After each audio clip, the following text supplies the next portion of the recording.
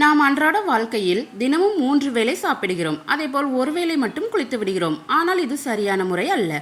மனிதர்களுக்கு இறைவன் போதித்தது வேறு.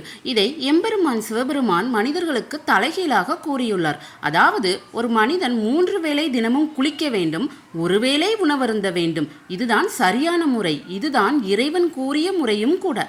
ஆனால் இந்த முறை எப்படி மாறியது? அதை பற்றிய சுவாரஸ்ய தகவல்களை இந்த பதிவின் மூலம் அறிந்து கொள்வோம். வாருங்கள். மனிதன் தோன்றிய ஆதி காலத்தில் இப்போது சாப்பிடுவது போல் யாரும் சாதம் வடித்து குழம்பு வைத்து கூட்டு பொரியல் எல்லாம் செய்து விதவிதமாக சாப்பிட மாட்டார்கள். அப்போதெல்லாம் வேட்டையாடி உணவை சாப்பிடுவார்கள், அல்லது மரம் செடி கொடிகளில் இருக்கும் இயற்கை உணவுகளை அப்படியே சாப்பிட்டு உடம்பை வளர்ப்பார்கள். இதனால் அவர்கள் கிடைத்த போதெல்லாம் சாப்பிடும் நிலை ஏற்பட்டது. அப்போது வேலையும் இல்லை, எந்த கடனும் இல்லை, சாப்பிடுவதை தவிர வேறு வேலையே கிடையாது. இதை பார்த்து கொண்டிருந்த தேவர்கள் மற்றும் தெய்வங்கள் ஒரு முடிவுக்கு வந்தனர். அப்போது எம்பெருமான் ஈசன் நந்தி தேவரை அழைத்து மனிதர்களிடத்தில் போய் இப்போது நான் சொல்ல இருப்பதை தெளிவாக கூறிவிட்டு வா என்று கட்டளையிட்டார். அப்படியே ஆகட்டும் இறைவா என்றார் நந்தி தேவர்.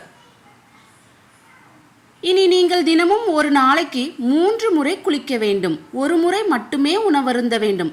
ஆரம்பத்தில் சிரமமாக இருந்தாலும் போக போக உங்களுக்கு அது பழகிவிடும். இது இறைவனிட்ட கட்டளை. இதை நீங்கள் நிறைவேற்றுவது உங்கள் கடமை. இதனால் உங்களுக்கு நிறைய நன்மைகள் கிடைக்கப்பெறும் என்றார் ஈசன். இதனை கேட்ட நந்திதேவர் அப்படியே கூறிவிடுவதாக சொல்லிவிட்டு அங்கிருந்து பூலோகத்திற்கு புறப்பட்டார். ஈசன் இந்த செய்தியை கூறும் பொழுது நந்திதேவர் எந்த மனநிலையில் இருந்தார் என்பது ரகசியமாகவே இருக்கிறது. ஏனென்றால் அவர் மனிதர்களிடம் சென்று அப்படியே தலைகீழாக கூறிவிட்டார். இதனால் மனிதர்களிடத்தில் ஏற்பட்ட குழப்பங்கள் சொல்லி அடங்காதவை. பூலோகம் வந்தடைந்த நந்திதேவர், மானிடரே, இனி நீங்கள் தினமும் ஒரு நாளைக்கு 3 முறை உணவருந்த வேண்டும், ஒரு முறை மட்டுமே குளிக்க வேண்டும். ஆரம்பத்தில் சிரமமாக இருந்தாலும் போக போக உங்களுக்கு இது பழகிவிடும். இது நமது இறைவனிட்ட கட்டளை. இதை நீங்கள் நிறைவேற்றுவது உங்கள் கடமை. இதனால் உங்களுக்கு நிறைய நன்மைகள் கிடைக்கப்பெறும் என்று எம்பெருமான் உங்களிடம் கூறும்படி என்னை பணித்தார் என்று கூறினார்.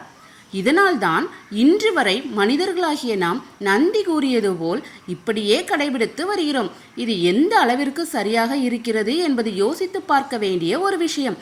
ஒருவேளை ஈசன் கட்டளையிட்டபடி நாம் ஒருவேளை சாப்பிட்டு 3 வேளை குளிப்பது வழக்கமாக கொண்டிருந்தால் இப்போது நிலைமையே வேறாக இருந்திருக்கும். 3 வேளை குளித்தால் தண்ணீர் பஞ்சம் சீக்கிரமே வந்திருக்கும். ஒருவேளை சாப்பிட்டால் கஷ்டங்கள் குறைந்திருக்கும், ஆரோக்கியம் நன்றாக இருந்திருக்கும். ஓகே ஃப்ரெண்ட்ஸ், ஒருவேளை நம்ம 3 வேளை குளிச்சு ஒரு வேளை சாப்பிட்ருந்தா இப்போ நம்மளோட லைஃப் ஸ்டைல் எப்படி இருக்கும் அப்படிங்கிறத கமெண்ட் பண்ணுங்க. நம்ம சேனலை சப்ஸ்கிரைப் பண்ணுங்க, வீடியோவை லைக் பண்ணுங்க, ஷேர் பண்ணுங்க.